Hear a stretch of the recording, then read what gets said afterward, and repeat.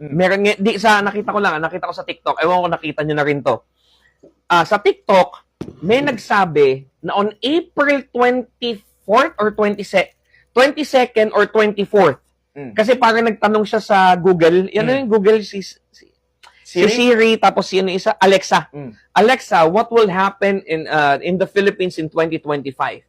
On April 24th, 2025, the Philippines will be hit with an 8.2 magnitude earthquake.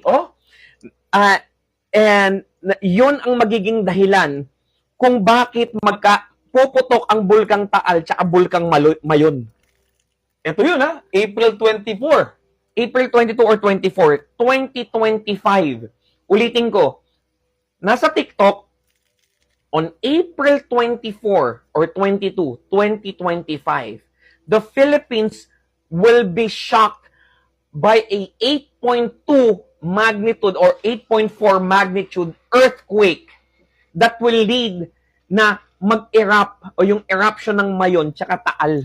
So, ibig sabihin, ano yan, Luzon. Kasi Luzon. Taal, tsaka ano eh. Luzon. Tandaan natin ang earthquake belt natin nandito sa atin.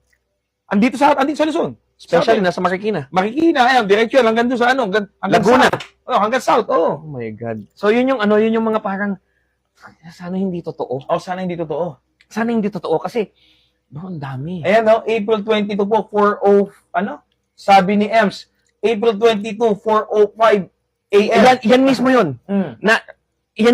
Yan mismo yun na natin.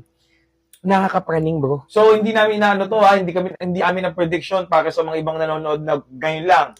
Ito yung namin kasi nawi-weirdan kami paano nagkakaroon ng ganong mga prediction.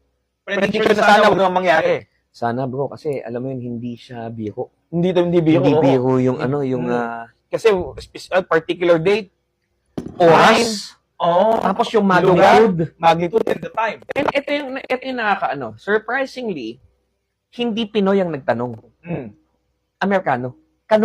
Puti ang nagtanong. Tinanong niya lang siguro, may jowa siyang Pinay, di ba? Lagi naman ganun di ba? So, I have no idea kung ano yung nila. Pero, hindi ko alam, bro. Sana hindi totoo. Sana hindi totoo. Kasi kami, nasa fault line kami. Nasa fault area kami. Oo. Sa Marikina kami, San Mateo. So, sana wag. April 24 pa is, anniversary pa namin ni Ting. April 24? Oo, April 24. Oh my God. So, yun yung mga ikaw, anong entry mo? Hindi, ang naman, basically sa akin, yung weird na